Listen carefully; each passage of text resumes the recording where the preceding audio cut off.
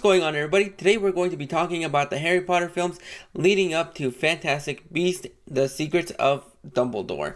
And this is a series that I am really mixed on. I'm in the middle of the road. I have not seen the two Fantastic Beasts films, so I'm going to be reviewing that with this series. I grew up watching Harry Potter to a degree. I never read all the books because they were too long, and I am not a reader. The most books that I've read are the Dr. Seuss books, and that's as far as my containment of the Harry Potter books go. I did read the first book, however.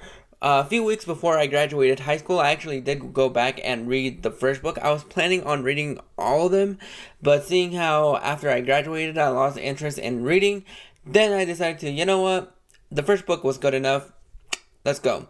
So I didn't know much about Harry Potter growing up. I didn't know that they were these successful books. The only thing I remember was when the Harry Potter and the Deathly Hallows book came out. I rented it from my school library when it came out, and then I saw how big it was, and I'm like, you know what, I'm going to set this aside so that maybe in the future I'm going to go ahead and read them, and so far I have not read the book. So, leading into this Harry Potter series, I did watch a couple of the Harry Potter movies growing up. I lost interest in the Harry Potter series when I went to go see Order of the Phoenix at the Dollar Theater.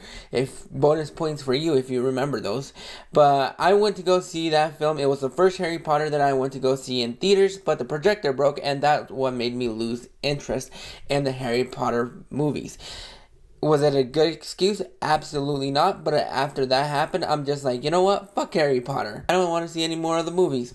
So I eventually did go back and watch all the other movies, and I enjoyed the last one more than I've enjoyed any other Harry Potter films. And that's what leads us into Harry Potter and the Sorcerer's Stone, or Philosopher's Stone, depending on where you live.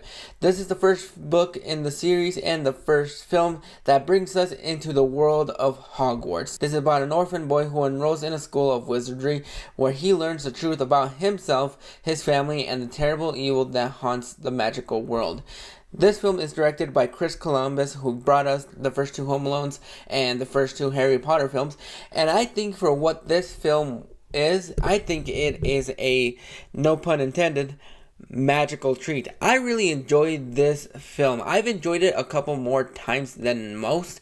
I rewatched it for the first time in forever 2 years ago when HBO Max launched, and just entering Diagon Alley, the way that the music is composed in this film from John Williams, it is fantastic, and it brings you into this world.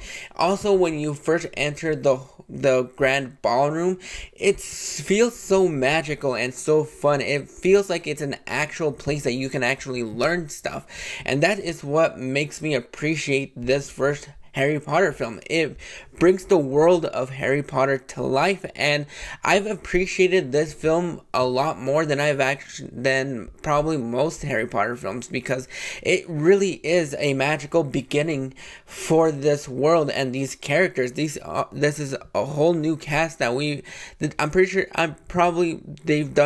they probably did some things before Harry Potter, but Daniel Radcliffe, Rupert Grint, and Emma Watson, they were fantastic in this film. They felt like they were actual friends and exploring this whole new world with us at the same time, and that's something that I really loved about this film.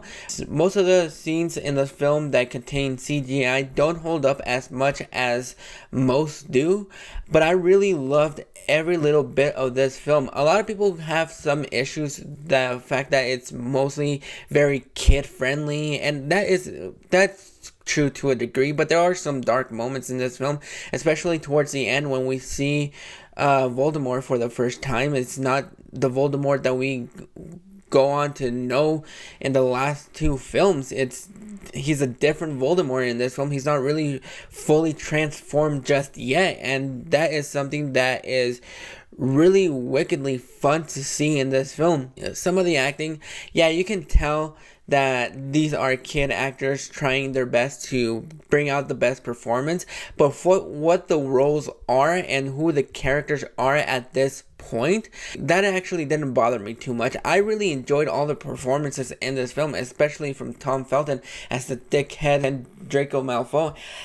Everybody in this film had great chemistry and they all played their part very well. And even during the Quidditch match, those are the best scenes in the entire film because to a degree they feel really fantastical and they feel really intense. Sometimes it's not, it's the CGI in there sometimes isn't on par, it doesn't hold up as well, but it's still very engaging, especially for the first time that I saw it forever ago.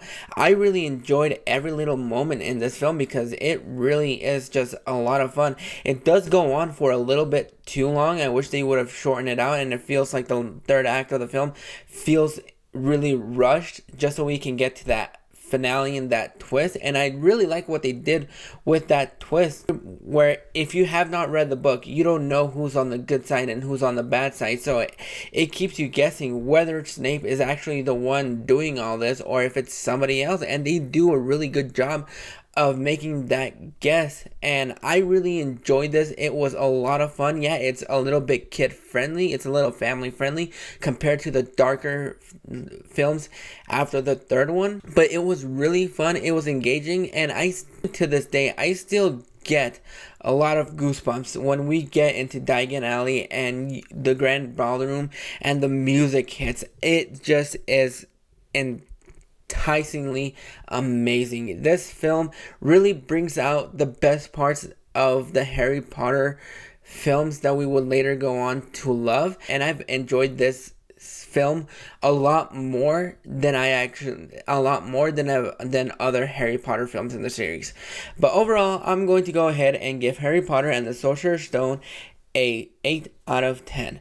Like I said, it was a magical beginning. It was a lot of fun. There are some great moments in this film. Some of the CGI, some of the practical effects don't hold up as much this time around, but I really enjoyed this film and I really enjoyed everything that had come after this. But what are your thoughts on Harry Potter and the Sorcerer's Stone? Did you like it? Did you not like it?